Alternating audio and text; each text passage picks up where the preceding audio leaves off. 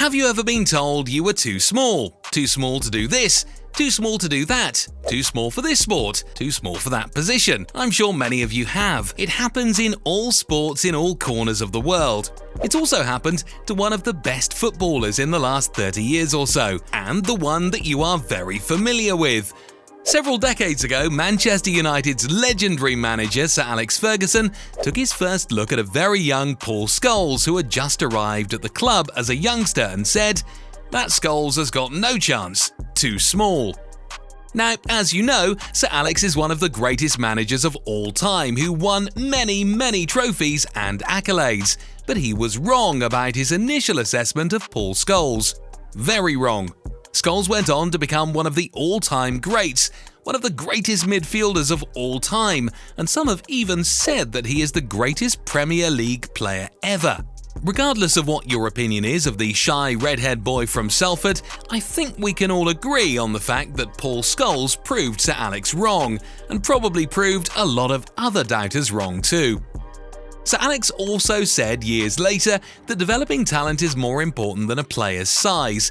He could not have been more correct. Yes, Scholes had talent in abundance. Tons. He also had the smarts. Sir Alex once said of his midfielder, "He's got the best skills, the best brain, no one can match him.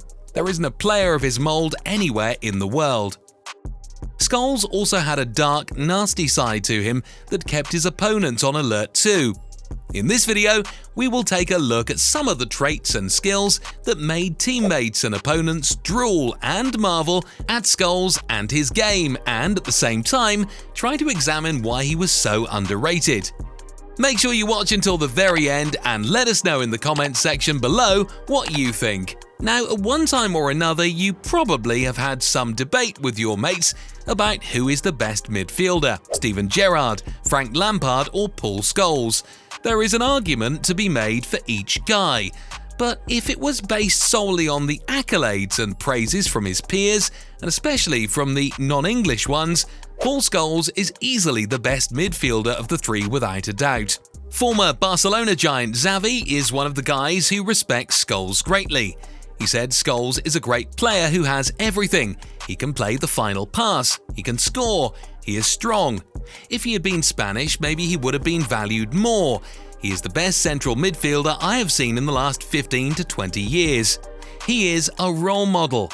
That is some compliment, especially coming from a guy who played pretty much on the same position and had the same responsibilities on the pitch. Another former Barcelona player, Andre Iniesta, was so enamored with Scholes that he even named his first son after him. He said, "Without a doubt, my biggest regret in football is not playing with Paul Scholes." One day at La Masia, Barcelona's youth academy, Frank Rijkaard walked in and said, "Today we don't train, we're going to watch a DVD." We sat for 3 hours watching Paul Scholes highlights.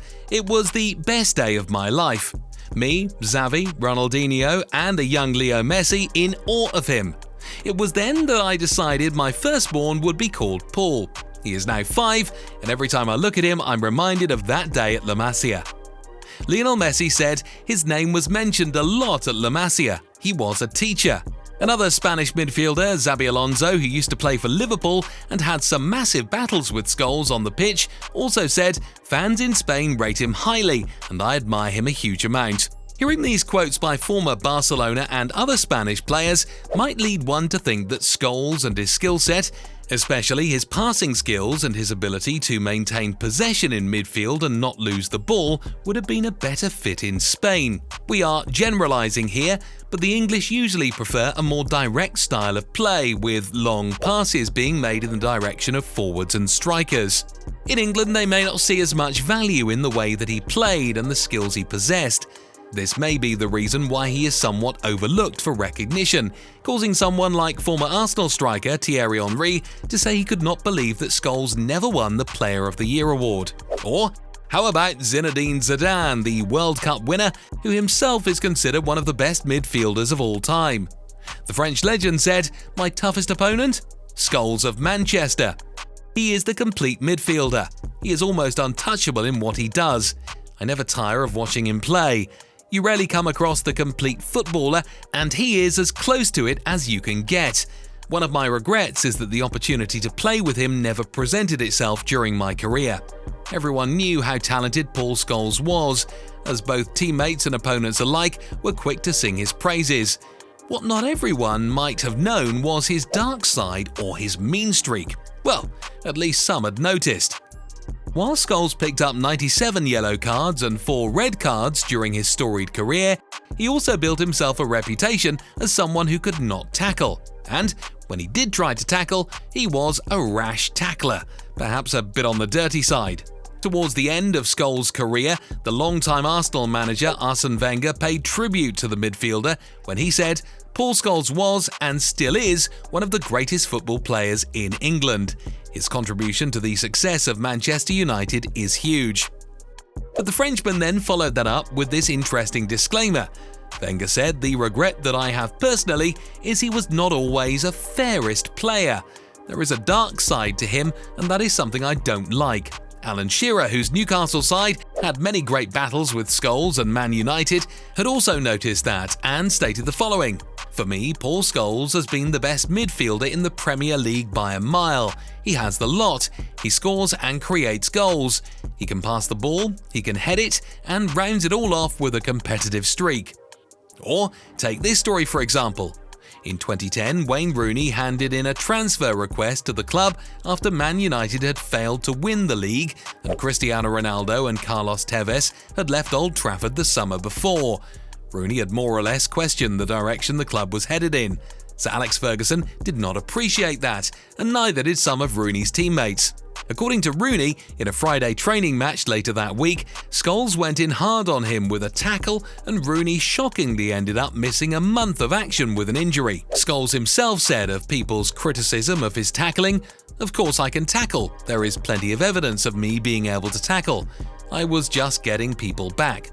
If someone got me early in the game, it was always in my mind that I needed to get them back." Scholes retired as an England international in 2004 after being played out of position by manager Sven-Göran Eriksson on the left side of the midfield. Scholes was very professional when giving his reason for his international retirement, saying that he wanted to spend more time with his family and that he wanted to focus on his club career with Manchester United. Now, Sven left in 2004 and Steve McClaren took over. McClaren asked Scholes if he would come out of retirement, and Scholes said no. Then, Fabio Capello took over in 2008 after England missed out on the Euro for that year. Capello asked Scholes if he would come back for the 2010 World Cup. Scholes turned him down, but later admitted in an interview that he regretted it, and that had Capello asked him earlier, he may have accepted.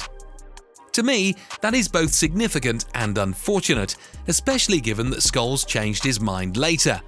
At that time, Scholes was already 35 years old and had been out of international football for close to 4 years.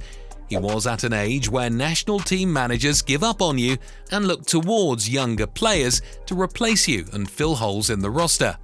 By reaching out to Scholes, Capello was basically saying that it was better for England to have someone at that advanced age than someone younger. Why? Scholes had irreplaceable skills that are difficult to find or develop in younger players. You either have them or you don't, and Scholes did. You remember how England lost to Germany in that 2010 World Cup. You remember that shot by Frank Lampard that hit the crossbar.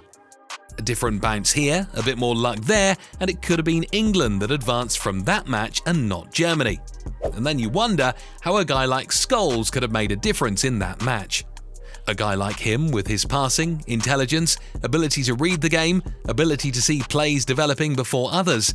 But we will never know, and that is too bad. There was another guy, a guy who started playing for Arsenal a bit more than 10 years ago.